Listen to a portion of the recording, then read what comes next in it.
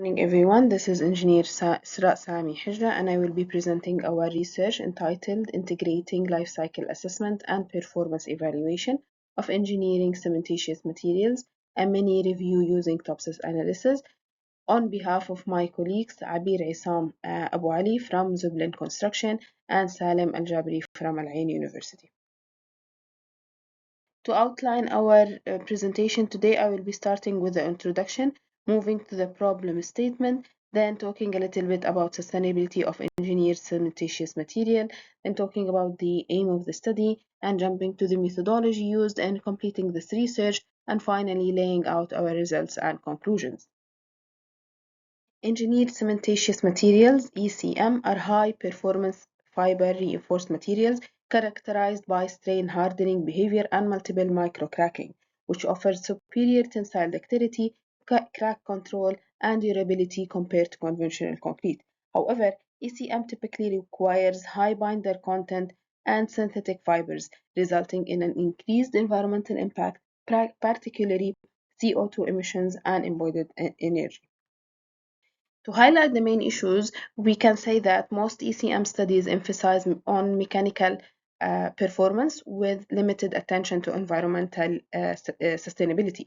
Also, the reported eco-friendly modifications such as supplementary cementitious materials like fly ash, GPS, and silica fume, reactive magnesium oxide, MgO, and alternative fibers are rarely evaluated using systematic life cycle approaches.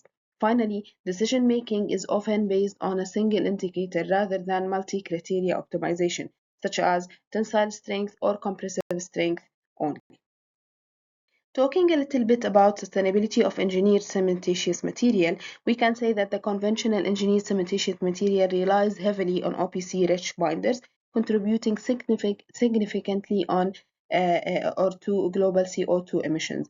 Also, several studies reported that binder production accounts for the largest share of ECM environmental impact.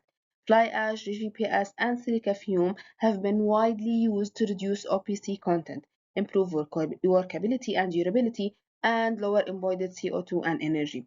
Finally, high volume of supplementary cementitious material in producing engineered cementitious material systems shows promising sustainability potentials.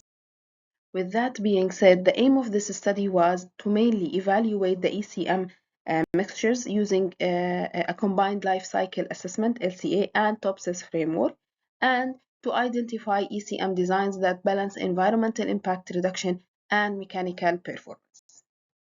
Now, moving to the methodology followed in completing this research, it was divided into three main points, starting with the literature data collection. A total of 29 recent studies were collected from high-ranked Scopus Index journals. Only peer-reviewed journal articles focusing on engineered cementitious materials were considered. Studies reporting clear mixed compositions and mechanical performance were selected. Moving then to data extraction. Each study was analyzed and summarized in a unified table. The table included binder and supplementary material types, fiber type and dosage, reported optimum ECM mix in each study.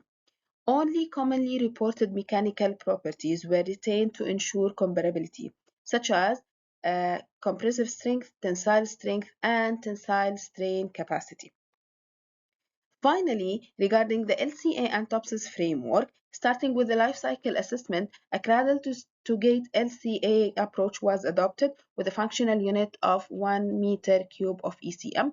Environmental impact indicators that were highlighted were global warming potential, GWP, and energy consumption. And the impact values were calculated using literature-based inventory data for binder and fibers. Now moving to the multi-criteria decision-making, the TOPSIS method was employed to rank ECM mixtures. The decision criteria included minimizing both GWP and energy consumption and maximizing the compressive strength, tensile strength, and tensile strain capacity. Now, starting with the results, here I'm showing a table sample of the results from the data extraction. As you can see in the table, the binder material was clearly stated. what is the binary material used. The supplementary cementitious material type also was clearly mentioned. Not all studies showed a very clear information about water to cement ratio or aggregates. However, for the fiber type, as you can see, it was an important indicator. So for each study, the fiber type that was used in the mixes was also stated, alongside with the fiber dosage, how much is the dosage of each fiber that was used in the mix. As we said before, the main three mechanical results that were observed were compressive strength, tensile strength, and tensile strain capacity. For all those mechanical properties, they were observed only for the optimum mix from each of the studies.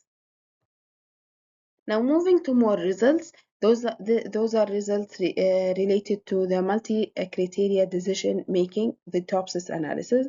This sample of the table shows the main parameters used in the TOPSIS analysis. This is just a sample of the table used in the TOPSIS analysis. The main parameters which were used in the TOPSIS analysis were fiber type, fiber volume, and then you can see the calculations performed of the GWP and energy consumption also were considered. Both were done based on the extracted data. Based on that, TOPSIS analysis was completed, and you can see the performance indices column. The highest indices were with the OPC binder with the three supplementary cementitious materials such as fly ash, GPS, and silica fume, along with using the polyethylene fiber PE. Also, if you can notice, the first three ranked optimum mixes results all contained OPC with more than one supplementary material, and all were using polyethylene fibers, despite the fact that the reactive magnesium oxide MgO has low GWP. It ranked, as you can see in the table, it ranked low due to the fact that it has low mechanical performance. So this is the beauty of multi-criteria decision making. You cannot just focus on one criteria only. It is going to combine all the criteria together and give you the optimum or the best performance. Now, starting with our conclusions, it was shown that ECM mixes with PE fibers achieved superior balance between high compressive strength and tensile performance, leading to the highest TOPSIS closeness coefficient. On the other hand, BVA-based systems, while ductile, generally ranked lower due to limited mechanical gains relative to environmental penalties.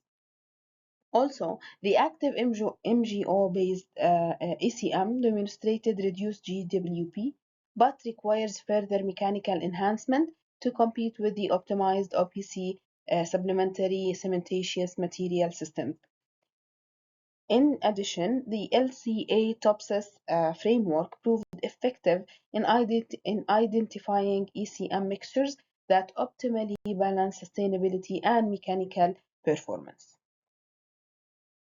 Continuing with the conclusions, we can say that the fiber type is a governing parameter in ECM sustainability. Mixes that are reinforced with polyethylene fibers consistently achieve the highest overall ranking, while PVA fiber reinforced ECM showed higher environmental burdens due to energy-intensive fiber production and strong fiber matrix burden. Moreover, the supplementary cementitious material SCM rich binder systems, such as using fly ash, GPS, or silica fume, significantly reduced GWP and energy consumption compared to fly ash only or OPC dominant mixes, for example. And finally, increasing fiber volume alone does not guarantee sustainability improvement. Fiber efficiency and binder optimization are more significant. Thank you all for listening. This is the end of my presentation today. If you have any questions, please feel free to ask me. And in the meantime, you can scan the QR code for my online profiles. Let us connect and let us share knowledge. Thank you again for listening and waiting for your questions.